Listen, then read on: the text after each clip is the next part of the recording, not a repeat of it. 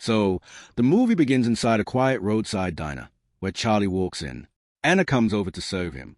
Charlie looks at her and asks her to sit down with him for a moment. Anna immediately refuses. She tells him she doesn't even know him. Charlie leans back slightly and says, "Come on, sit down. We can talk, get to know each other."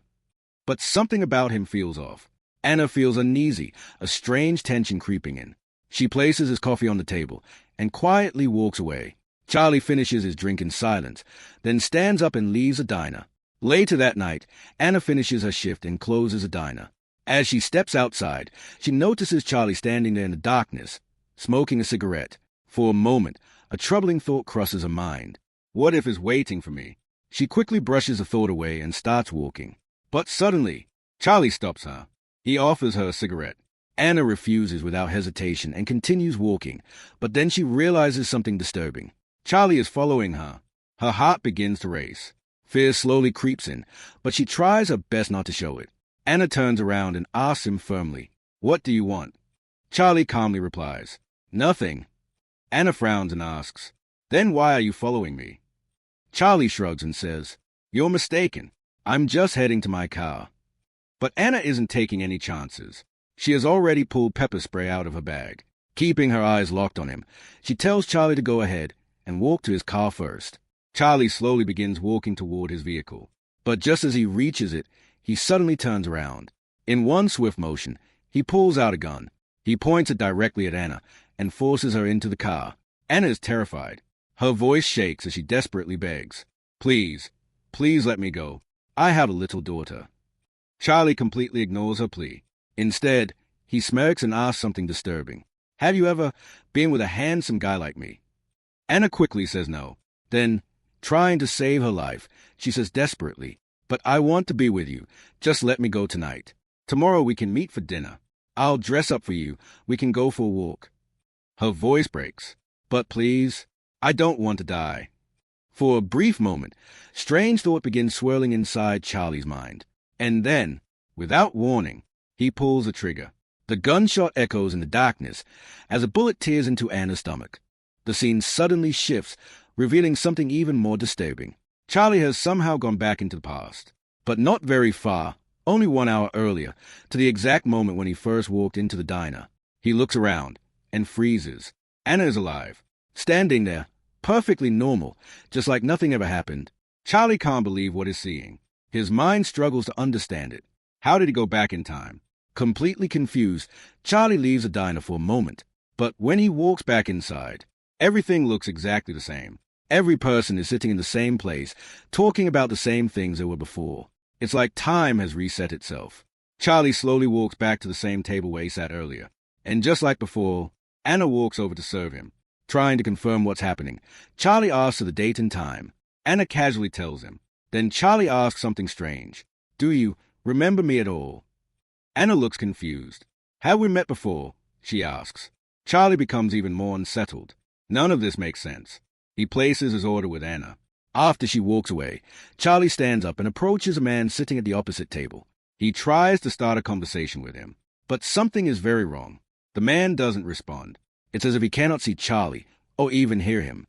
Charlie slowly steps back, completely disturbed, and returns to his seat. Later, just like before, Charlie is standing outside the diner. Anna finishes a shift and walks out. He offers her a cigarette. Then, he begins following her. Anna becomes frightened and pulls out her pepper spray. Just like the previous time, she tells him to walk toward his truck. Charlie reaches for his gun, the exact same way he did before. Every movement, every word, every moment, everything is happening exactly the same. He forces her into the car. And once again, he kills her. But the moment he kills her, something impossible happens again. Charlie is thrown back into the past. This time, he completely loses control when he walks into the diner and sees Anna alive again.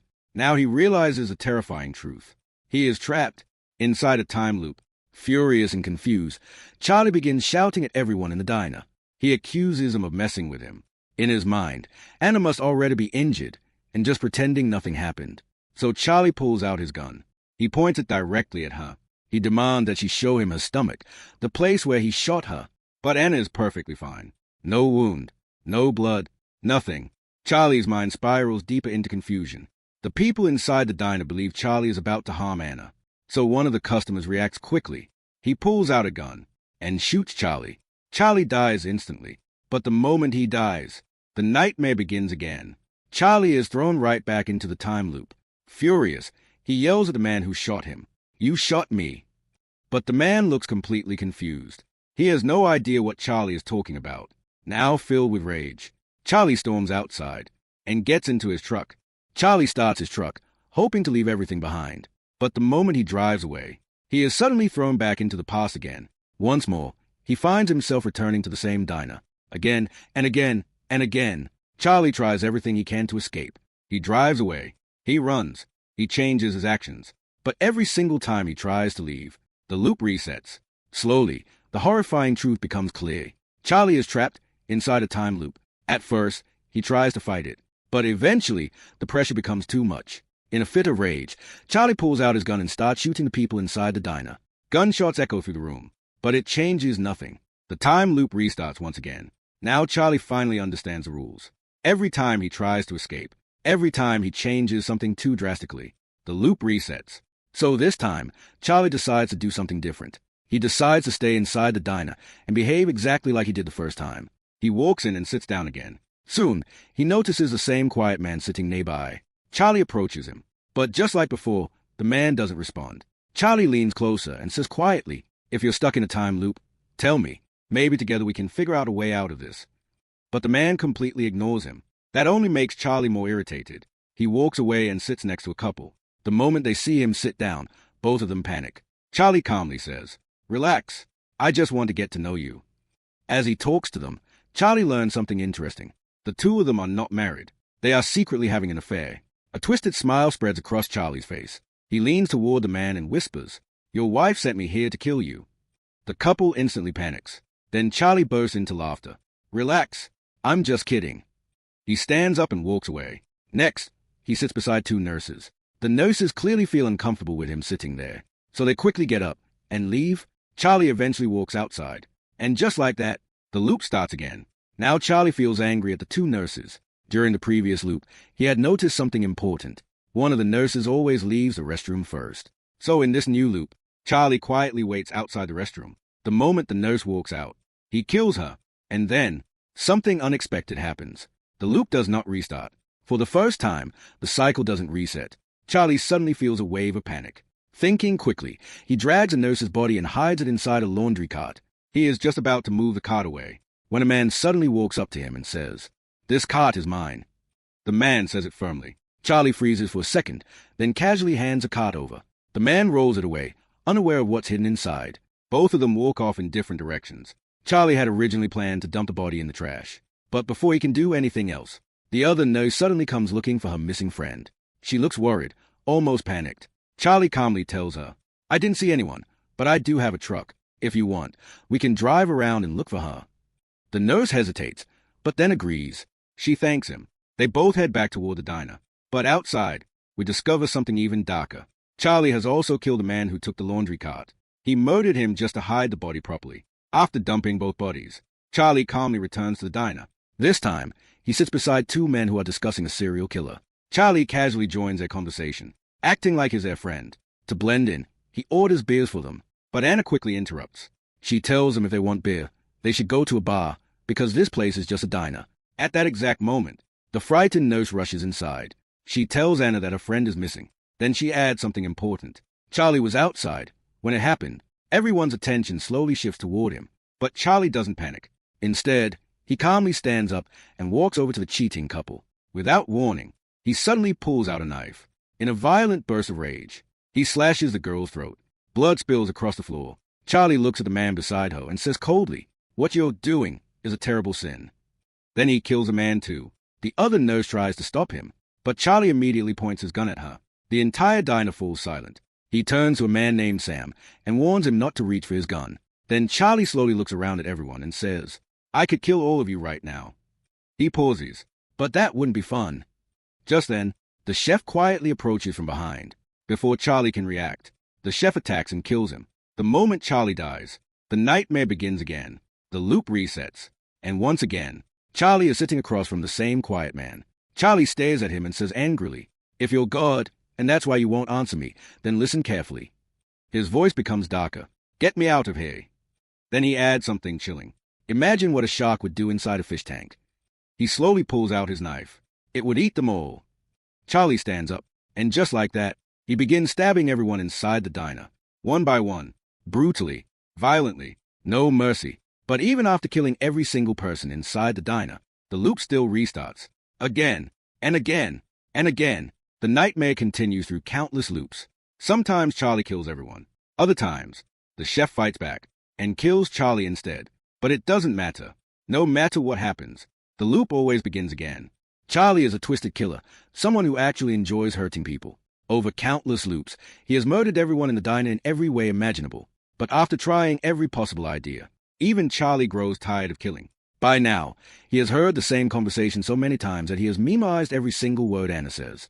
In the next loop, the moment Anna approaches his table, he stops her before she can even speak. He calmly tells her, "Bring me bacon and toast." Anna looks confused and replies, "I'm sorry, we're not serving breakfast right now." Charlie smirks slightly. "I know, but I also know you've got eggs in the fridge. Go cook them." Anna refuses again. That's when Charlie suddenly stands up, furious, and storms into the kitchen. He grabs a few eggs and throws them down in front of the chef. "Cook breakfast," he demands. Then he adds coldly, "If you don't, I'll kill you." But the chef is much stronger than Charlie. Without hesitation, the chef punches him hard. Charlie crashes to the floor. Before he can even react, the chef grabs a sharp knife and kills him.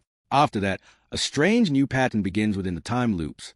In loop after loop, the chef keeps killing Charlie. Sometimes with a knife, sometimes in a fight, sometimes before Charlie even realizes what's happening. Again and again, Charlie dies. But eventually, in one of the loops, Charlie finally manages to defeat the chef. This time, he pulls out his gun and shoots him. The chef falls dead. For the first time in many loops, Charlie walks into the kitchen peacefully. He cooks food for himself, sits down, and eats.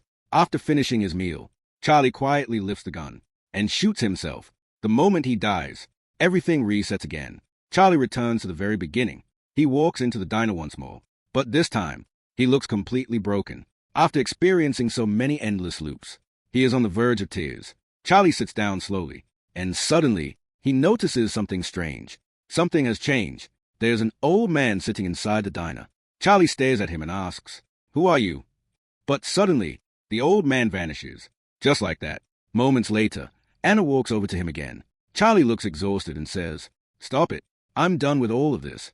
Then he adds coldly, "I'm going to kill all of you now." Anna becomes terrified and immediately calls the police. Soon, the police arrive. They arrest Charlie and drag him out of the diner. For a brief moment, it feels like the nightmare might finally end. But then, the loop starts again. This time, Charlie sits next to the same quiet man again. But something is different. For the first time, the man actually responds.